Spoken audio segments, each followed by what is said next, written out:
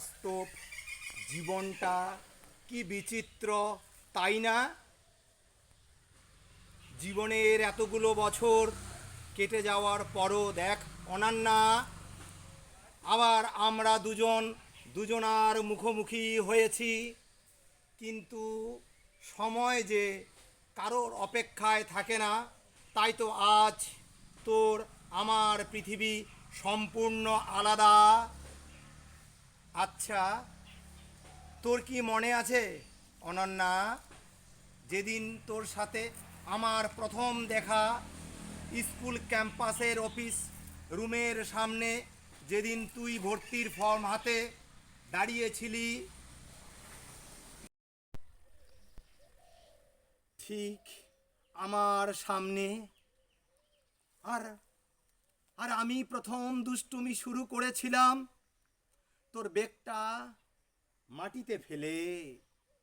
আর তুই তো স্যারের কাছেও নালিশ করেছিলে। তারপর যতদিন গড়িয়েছে আমাদের বন্ধুত্ব অঙ্কুরিত ছোট্ট চারাগাছ থেকে মহিরূপে পরিণত হয়েছে। কিন্তু কৈশোর এসে আমার মনের অজান্তে কখন যে তোকে ভালোবেসে ফেলেছিলাম আমি তা নিজেও বুঝতে পারিনি। দিন মনে হতো ফাগুনি পলাশে তোকে স্বপ্নে পরীর সাজে সাজিয়ে আমার ভালোবাসার রংটাই বদলে নেব, কিন্তু পারিনি। জীবনটাকে রাঙাতে বারবার বাধা হয়েছে আমার দুর্বল বিবেক। তাই কি জানিস অনন্যা, স্কুলের শেষ দিনে তুই যখন বললি, সুকান্ত সাবধানে, ভালো থাকিস, আর পারলে মাঝে মাঝে ফোন করিস, সেদিন আমি আমার ভালোবাসার কথা তোকে বলতে গিয়ে বাকরুদ্ধ হয়েছি। কেন জানিস? ভয়ে, তোকে হারানোর ভয়ে, আমাদের অমূল্য বন্ধুত্ব হারাবার ভয়ে। তোকে হারানোর যন্ত্রণা ভুলতে শুধু নীরবে চোখের জল ফেলেছিলাম। মাঝে মাঝে তুই যখন ফোন করতিস আমি তখন তোর থেকে কয়েকশো কিলোমিটার দূরে জলপাইগুড়ির ইঞ্জিনিয়ারিং কলেজে, আর তুই বোধহয় সোনামুখী কলেজে, তাই না?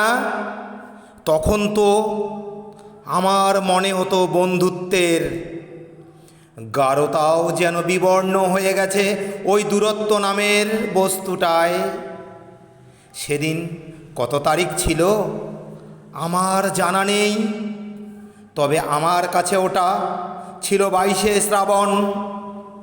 শেষবারের মতো তুই যখন ফোনে জানিয়েছিলি আমার সাথে আর বন্ধুত্বটাও রাখতে রাজি নোস, আর তোর জীবন সঙ্গী হিসেবে বেছে নিয়েছিস